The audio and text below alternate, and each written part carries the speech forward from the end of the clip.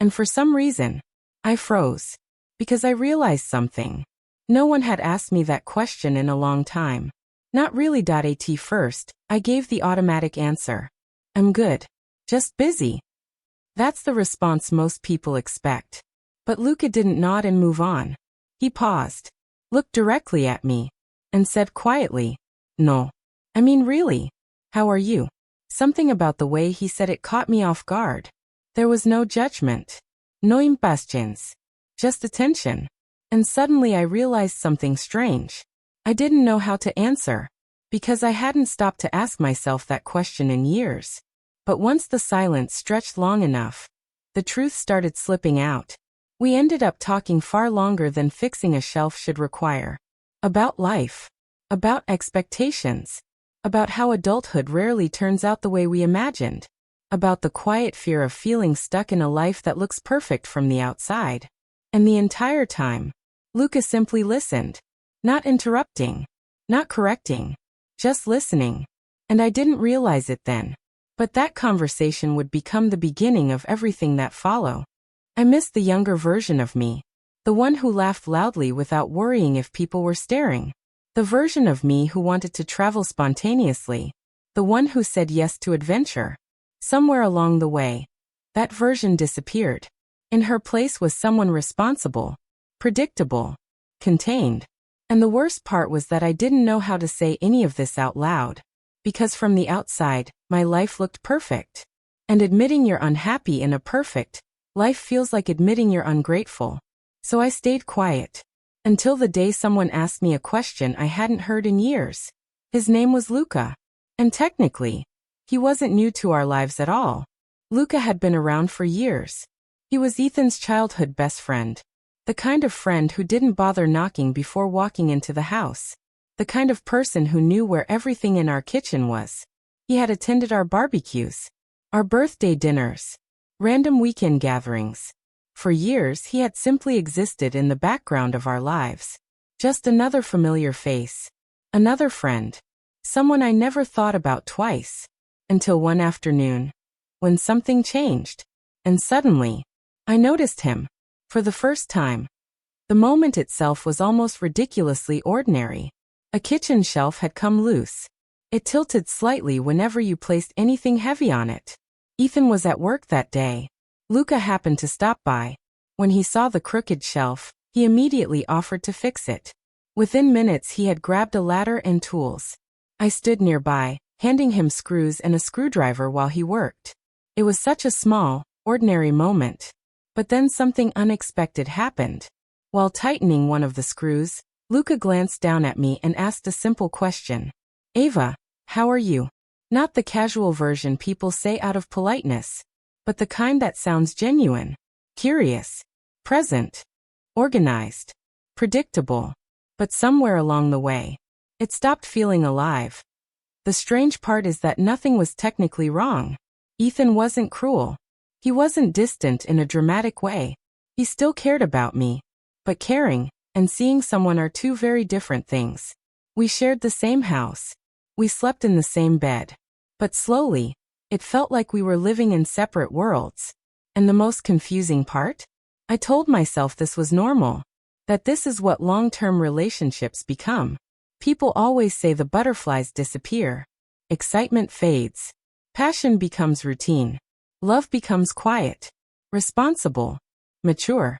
At least that's what everyone says. So I tried to accept it. But loneliness doesn't always scream. Sometimes, it whispers.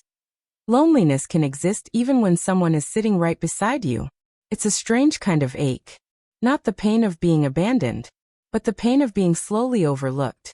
Like a book someone once loved reading, but eventually placed back on a shelf and forgot. I began noticing small things. How Ethan no longer studied my expressions the way he once had. How he didn't notice when I changed my hair. Or when I wore something new. Or when something in my day had clearly upset me. None of it was intentional.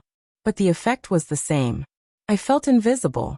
And there's a very specific sadness that comes from being invisible to the person who once knew you best. But the truth is, the person I missed most wasn't Ethan. It was myself. He believed that a good life was something you could maintain with discipline and careful planning. And for a while, I believed that too. Friends would visit and compliment our home. Family members would tell us how lucky we were. They'd say things like, "You two are so stable. You have everything figured out. You're the kind of couple people admire." And hearing those words made me feel proud, because I thought we had built something strong, something lasting, something real. But there's something people rarely talk about. Sometimes a life that looks perfect from the outside can slowly become silent on the inside. The strange thing about emotional distance is that it rarely arrives in a dramatic moment. There isn't always a fight. There isn't always betrayal. Sometimes it happens quietly, so quietly that you don't notice it at first. For us, it began with small things. Ethan started spending more time working. His laptop slowly became a permanent part of our evenings. At dinner, he would still sit across from me, but his attention was somewhere else. Emails, reports, financial projections. At first, I told myself it was temporary. Work gets busy sometimes. Everyone goes through stressful seasons. But weeks turned into months. And slowly, our conversations changed. We stopped talking about dreams. We stopped asking questions about how the other person was feeling. Instead, our conversations became logistical. Did you call the electrician? Did you renew the insurance? What time is your appointment tomorrow? Our life became efficient. And happiness will follow. At least, that's what I believed. For years, I thought I had followed the blueprint perfectly, because I married Ethan Hale. Ethan wasn't dramatic. He wasn't reckless. He didn't chase excitement for the sake of it. He was careful, thoughtful, methodical, the kind of man who planned 5 years ahead. The kind of man who always thought about consequences before making a move. When we were in college, he was the one who stayed up late studying with me during finals week. He was the one who brought soup to my dorm when I got sick. He remembered the smallest details about my life. The music I liked. The places I dreamed about visiting. The stories I told about my childhood. Back then, loving him felt easy, safe, comforting. And eventually, after years together, we got married. At the time, it felt like the most natural decision in the world. And Ethan was the kind of man people trusted instantly. Our life together looked perfect, at least from the outside. We bought a house in a quiet neighborhood.